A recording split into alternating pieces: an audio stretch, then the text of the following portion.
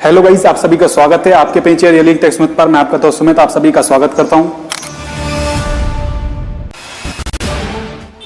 दोस्तों, centre for economics and business research के अनुसार भारत 2030 तक दुनिया का तीसरी सबसे बड़ी अर्थव्यवस्था वाला देश बन जाएगा।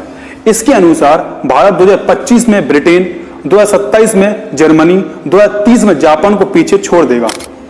बट अगर बीते दिनों की बात करें तो भारत की परफॉर्मेंस दिन पर दिन बिगड़ती नजर आ रही है। पहले भारत ब्रिटेन के आगे 5th पोजीशन पर उपस्थित था, अब भारत ब्रिटेन के पीछे 6th पोजीशन पर उपस्थित है। दोस्तों, भारत 2030 तक कौन सी रैंक प्राप्त करता है यह तो समय ही बताएगा। बट अगर भारत की तुलना अभी के अनुसार अनेक कंट्रियों से करें तो भारत की मेडिकल हेल्थ केयर फैसिलिटी बड़ी ही चरमरा गई है।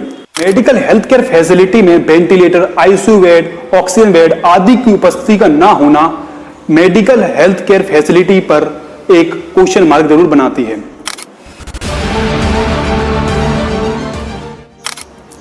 दोस्तों, अभी तक की बात करें तो भारत में मात्र 37.6 हेल्थ वर्कर ही उपस्थित हैं प्रत्येक 10,000 लोगों पर, जबकि WHO का कहना है कि भारत में अर्थात अन्य देशों में न्यूनतम 44.5 हेल्थ वर्कर का होना जरूरी है।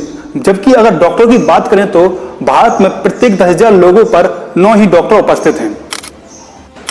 दोस्तों, अगर भारत के मेडिकल कॉलेजों की संख्या के बारे में बात करें तो 562 कॉलेजों के साथ भारत दुनिया में प्रथम नंबर पर स्थित है। जबकि डॉक्टरों की संख्या के बारे में बात करें तो डॉक्टरों की संख्या भारत में अर्थात वर्ल्ड में दूसरे नंबर पर उपस्थित है। आश्चर्यजनक बात यह है कि डॉक्टरों की संख्या अथवा कॉलेजों की संख्या अधिक होने पर भी इनकी स्थिति तथा मरीजों की स्थिति का अनुपात बड़ा ही दयनीय स्थिति में है। ऐसा इसलिए क्योंकि भारत की जनसंख्या 132 करोड़ है, जिसके कारण मरीजों की संख्या तथा डॉक्टरों की संख्या का अनुपात बहुत ही अधिक प्राप्त होता है।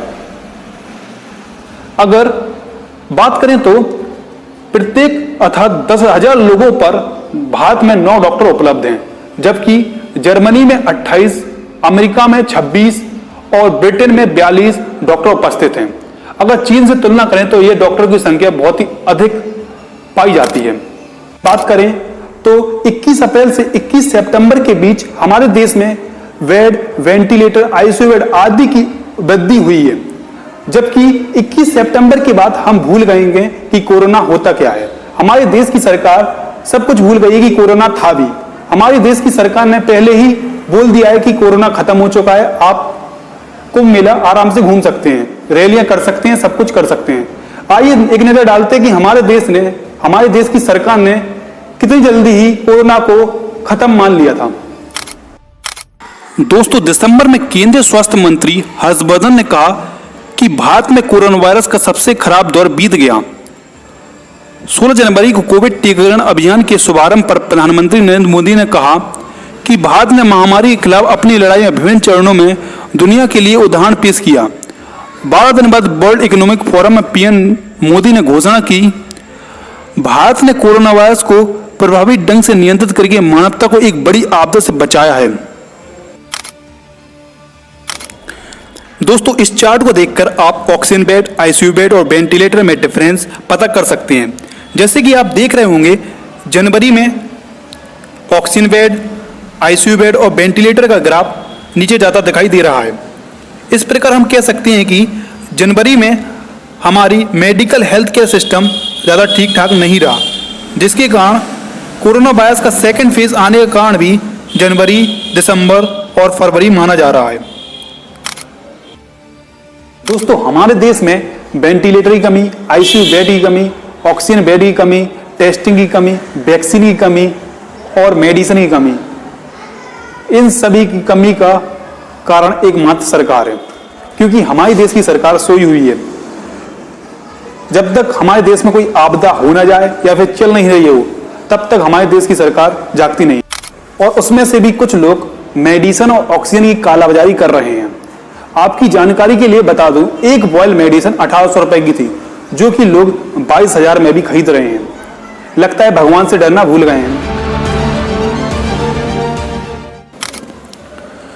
नरेंद्र मोदी की अगुवाई वाली केंद्र सरकार ने जब पिछले साल देशव्यापी तालाबंदी की घोषणा की थी, उस समय देश में कोविड मामलों की संख्या 618 थी। इसके ठीक एक साल बाद देश में कोविड संक्रमण के 30 लाख सक्रिय और कुल मिलाकर 1.10 करोड़ मामले हो चुकने के बाद ही भारत दुनिया के सबसे बड़े धार्मिक आयोजनों में एक कुंभ मेले की तैयारी कर रहा था, जिसे 1 अप्रैल से शुरू होना था। हालांकि देश भर के विशेषज्ञों ने इस आयोजनों के खिलाफ चेतावनी दी थी, तब भी प्रशासन बहरा बना रहा। इस आयोजन के दौरान भी राज्य सरकार विज्ञापनों के माध्यम से कोविड से सुरक्षा के नियमों का पालन करने के लिए, लेकिन सिफारिशों के अलावा सभी को मालूम था कि लाखों लोगों के इस मेले में कोविड नियमों का पालन करना संभव नहीं होगा। उत्तराखंड के मुख्यमंत्री तीरथ सिंह रावत की घोषणा थी, आस्था कोविड-19 के डर पर भारी पड़ेगी। अफसोस कि इससे बीमारी को भगाया नहीं जा सका। हर दिन सामने आने वाले नए मामलों का आंकड़ा 2 लाख के पार पहुंचने के बावजूद ना तो केंद्रीय स्वास्थ्य मंत्रालय ने और ना ही राज्य सरकार ने कुंभ को रोकने की इच्छा दिखाई। महीने भर चलने वाले इस आयोजन में प्रतीकात्मक रूप से भाग लेने का अनुरोध करने में प्रधानमंत्री मोदी को 70 दिन का समय लग गया। केंद्रीय स्वास्थ्य मंत्री हर्षवर्धन सिंह ने भी कुछ ट्वीट भी किए। खुद राजनेताओं की ऐसे उदाहरण सामने आए जिनमें उन्होंने कोविड प्रोटोकॉल की खुलेआम धज्जियां उड़ाई हैं। उदाहरण के लिए महाराष्ट्र विकास अघाड़ी के संरक्षक और एनसीपी प्रमुख शरद पवार और उनकी बेटी सुप्रिया सुले को इस साल की शुरुआत में पुणे में एक शादी में मुख्यमंत्री उद्धव ठाकरे के निर्धारित मेहमानों की संख्या की अनिवार्य सीमा 50 से अधिक मेहमानों के साथ देखा गया था। इसी सबके बीच देश ने असम, पश्चिम बंगाल, तमिलनाडु, केरल और पुडुचेरी में बड़े पैमाने पर चुनावी रैलियां देखी। प्रधानमंत्री मोदी और केंद्रीय गृह मंत्री अमित शाह समेत सभी शीर्ष नेताओं ने इन रैलियों में भाग लिया, जिनमें हजारों लोग इकट्ठे हुए थे। इस दौरान चुनाव आयोग मार्गदर्शक बना रहा। शाह पर डीएमई के तहत कोविड से संबंधित उपायों को लागू करने की जिम्मेदारी थी, लेकिन वे कई राज्यों में भीड़ भरी रैलियों को संबोधित कर रहे थे।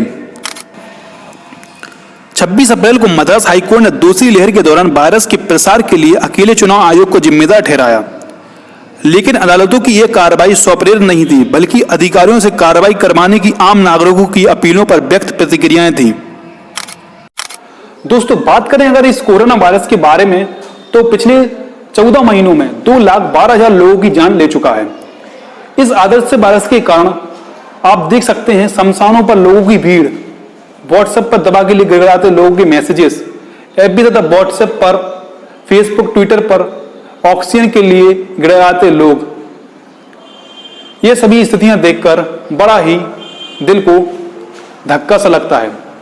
आप इसको इस प्रकार समझ सकते हैं कि रामनवमी और हनुमान जयंती पर जय श्री राम के जयकारे की जगह राम नाम सत्य के ध्वनि सुनाई पड़ती है।